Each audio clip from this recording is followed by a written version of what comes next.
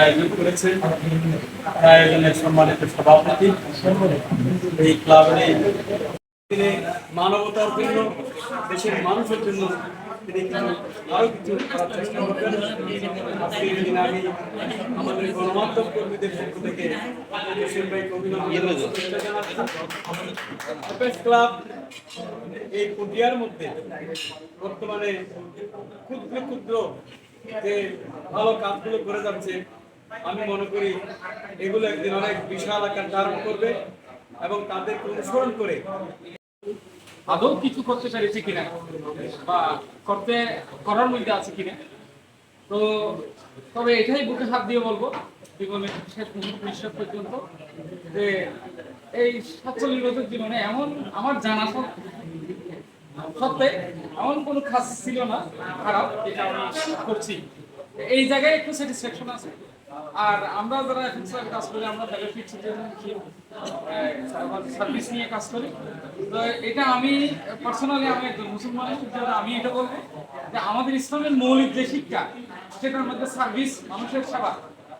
আল্লাহ রাসূল সাল্লাল্লাহু আলাইহি ওয়াসাল্লাম বলেছেন তোমাদের মধ্যে ওই ব্যক্তি তা আসলে এই ট্রেন্ডটাকে ভিত্তি রেখে ইসলামকে ধারণ করেছি।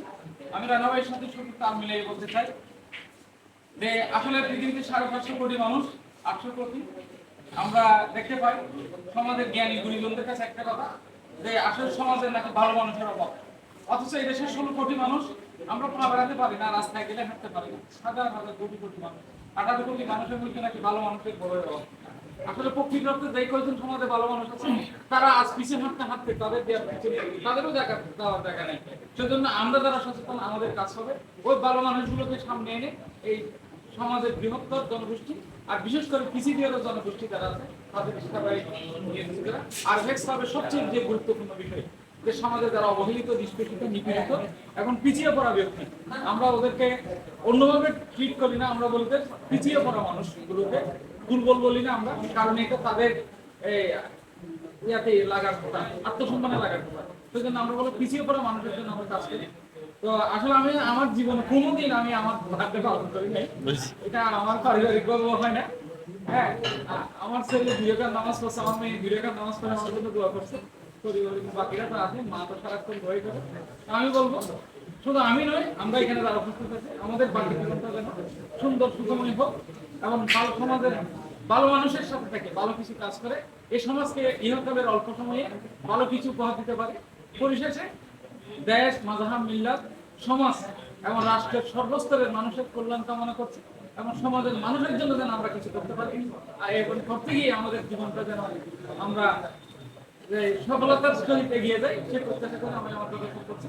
আমি ধন্যবাদ এবং কৃতজ্ঞতা প্রকাশ করছি প্রেস ক্লাবের সম্মানিত সাধারণ সম্পাদক যে আমাদের আব্দুল হাকিম রানা ভাই, উনি আমার পটিয়ার সার্ভিস ডিরেক্টর, আমাদের পটিয়ার গর্ব, আমাদের বড় ভাই মোহাম্মদ জসিমউদ্দিনের জন্মদিনে আমি পটিয়ার পক্ষ থেকে পুরো বাংলাদেশের পক্ষ থেকে শুভেচ্ছা জানাচ্ছি।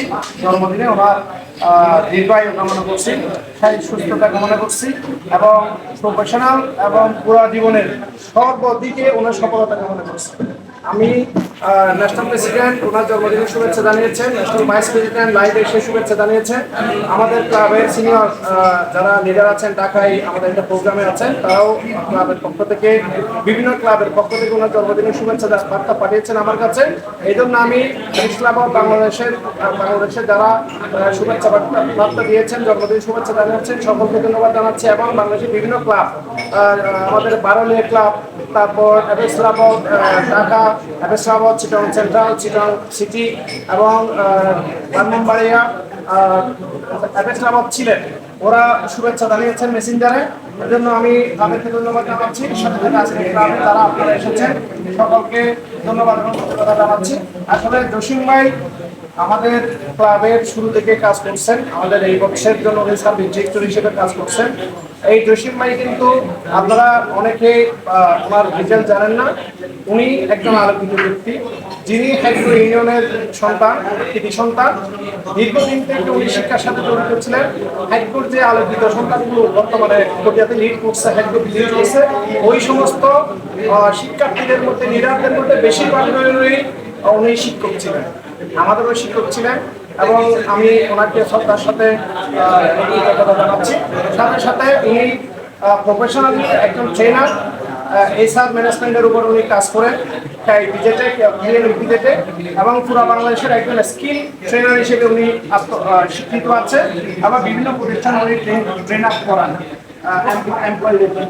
তো সেই সুবাদে এরকম একজন ব্যক্তিকে আমরা ম্যানেজমেন্টের উপর হাই প্রফেশনাল, এবং উনি সোসাইটি একজন রিলিজিয়াস পার্সন, সোসাইটি একজন আগে আমরা সবার সাথে আলাপ করেছি এবং আমরা চাই প্রতি বছরই আমাদের যে নিয়মিত কর্মসূচিগুলো সেগুলো যাতে আমরা পালন করতে পারি। এই বছরে আমাদের যে কর্ম পরিকল্পনা রয়েছে সেগুলোর মধ্যে বন উৎসব এবং বৃক্ষরোপণ, আমরা দক্ষিণ চট্টগ্রামের আমরা তাল গাছ রোপণের রেললাইনের 2 পাশে তাল গাছ রোপণের একটি প্রোগ্রাম করবো। হয়তো সেটি আমরা কক্সবাজারও করার জন্য চেষ্টা করতেছি। কক্সবাজারের মাননীয় সংসদ সদস্যের সাথে আমরা যোগাযোগ করতেছি, উনি সহ থাকবেন। এবং কোটিয়াতে আমরা এই এফএক্স ক্লাবকে আরো সামনের দিকে এগিয়ে নিয়ে যাবো, সেই আশা ব্যক্ত রেখে আমরা এফএক্সের সাথে থাকবো এবং একজন আরেকজনের প্রতি আন্তরিকতা নিয়ে মানবিক কাজে চাপিয়ে উঠবো, সেই আশাবাদ ব্যক্ত রেখে আজকের এই আয়োজন এখানে সমাপ্ত করছি। ধন্যবাদ সকলকে।